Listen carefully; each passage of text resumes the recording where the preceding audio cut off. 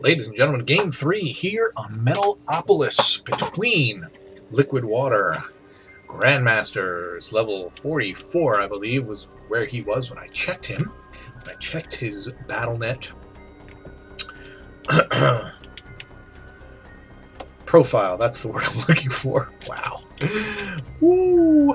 And his opponent, Impendion. Impendion. Or as D9 would say, Impendion. Zerg versus Terran, ladies and gentlemen, on the Metalopolis. And we've just seen two very exciting games, although they both seemed somewhat one-sided. The first one seemed one-sided Terran-wise. The second game we just finished seemed like it was one-sided from the Zerg perspective. However, if you look statistically at either of those games, they were very close in food, varying unit composition. So in that last game, I think what we saw was how devastating Neural Parasite can be when used on massive units like Thor's, or if you're playing Protoss against, you grab some Colossus. When you are able to literally steal those high impact, high damage units from your opponent, you're able to just literally dominate because you've taken their best units and you've already got your good units, like the upgraded roaches that Blizzard player had in the last match. All of that damage, it's very overpowering, and I don't know. And they seem, we talk about balance. I do most of my balance discussion tongue-in-cheek because, I kind of agree with the whole, it's not the game's fault if things are seem overpowered. It's the player's fault for, not really being good enough or thinking or being smart enough to think their way around those kinds of obstacles. As the scouting SCV sees that early hatch, comes in, going to see no gas. Looks as though once again we're going to see similar build out of our Zerg player, and no one racks expand this time. We are seeing the Fast Factory. Maybe we're going to see the 111 or the Destiny Cloud Fist if you're a fan of the Husketeer. The Husketer. He's not really a Husketeer, he's Husky. Anyway, Spine Crawler going down once again. Again, a Ice Fisher type opening here. And it is the 111, the Destiny Cloud Fist. So yeah, I think Neural Parasite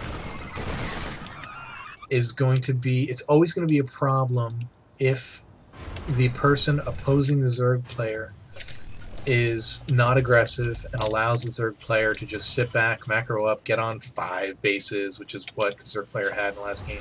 There weren't any drops like there were in the first game on Zelnaga Caverns that really disrupt the economy, really put the Zerg player ill at ease. You really have to do that against Zerg. If you sit back, if you're not aggressive, I don't mean drops per se, but if you're not doing something to be aggressive, then you are going to run the risk of getting Neural Parasited, because it's kind of like ghosts. If you're, and I'm saying this from a Protoss perspective because that's the race I play. If you're playing me and you don't get ghosts, then you're an idiot, because you should have ghosts and the EMP ready anytime you're playing Protoss. Just because it makes you so much stronger. If you can cut your enemy's damage intake, I mean literally in half, if you have EMP, and pretty much every Protoss unit, you take their shields away, it's half of their ability to take damage, you are going to pretty much dominate. Particularly now that ghosts are cheap as hell. You see the drop coming in, Hellions most of those units get picked up, and the Hellion is going to get out of there with 1 HP.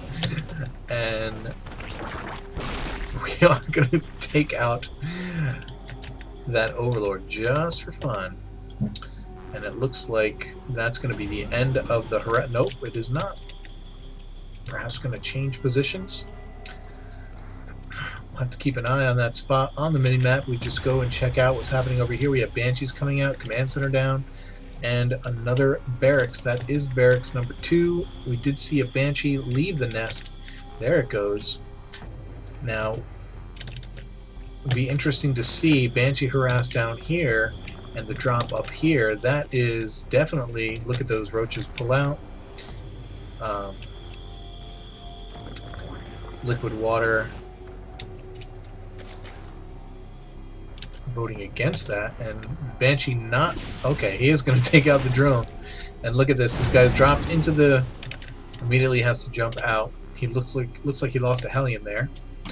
He still has his 5 Marines in the basket. In the pipe, 5x5. Banshee's out, doing some damage. Gonna get smacked by these queens. However, there are several queens. It looks like 4 queens out at the moment. More dropping in the mineral line of the Zerg player. Doing damage. Damage and yeah. Oh my goodness. Why did I do that? Why would I torture myself and you by singing that silly song? Not sure I agree with this decision. Yeah, for that reason right there. Bam, the layer's out. Takes like a few seconds to get an Overseer, and you waste a lot of money when you get cloaked for your Banshees. Best to not get cloaked, use them for harassment, and then you know, throw them in your army mix, which looks like that is what Water's going to be doing. So we see the 3rd base going down for Impendimion.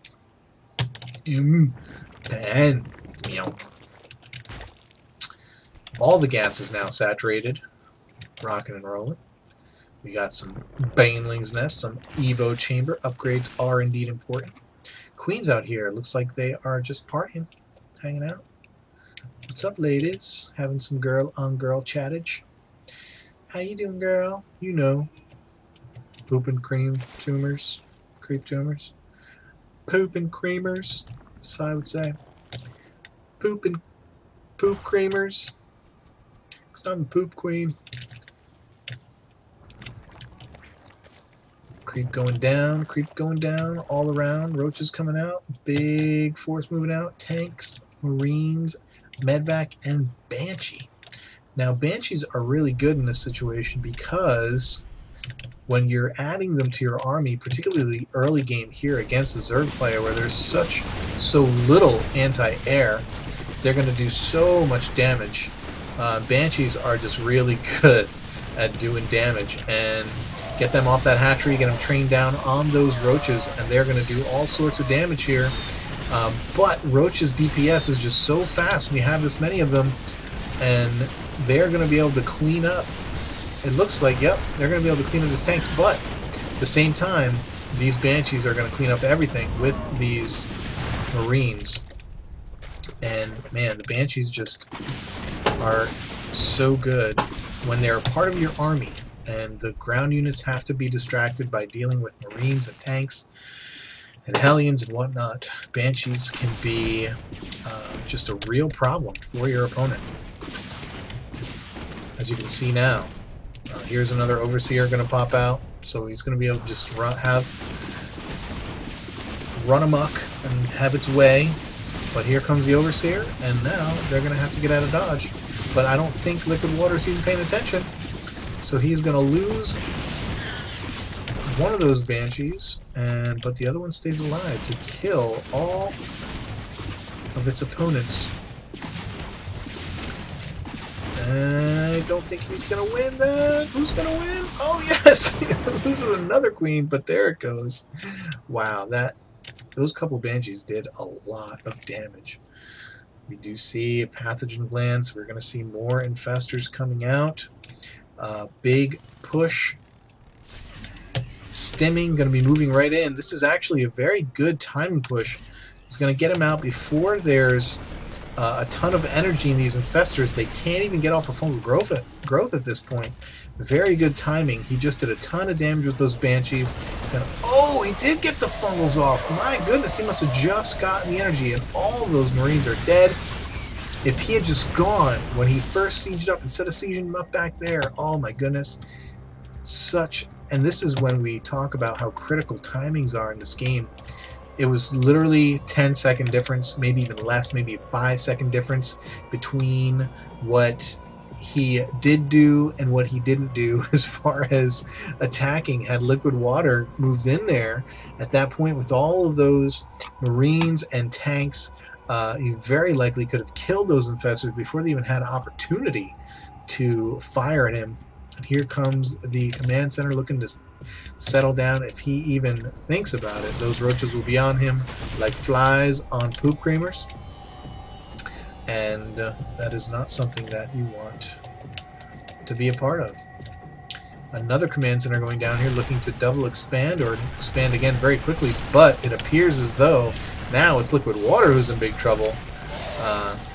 There is not another fungal on this infestor, so he's not going to be able to help, but it doesn't matter because Roach's DPS is straight sick, and they're going to do all kinds of damage up here.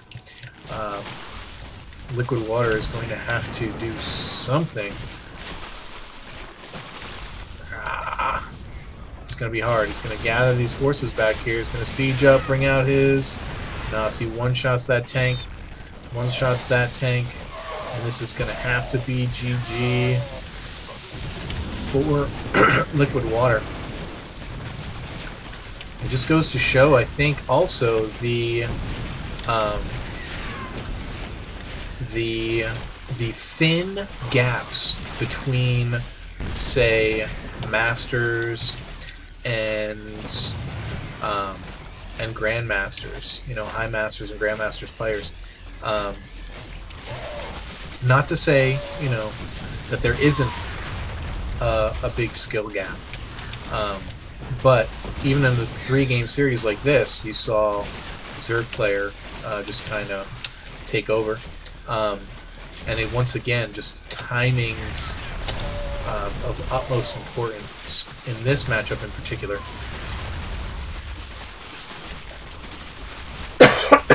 Pardon me.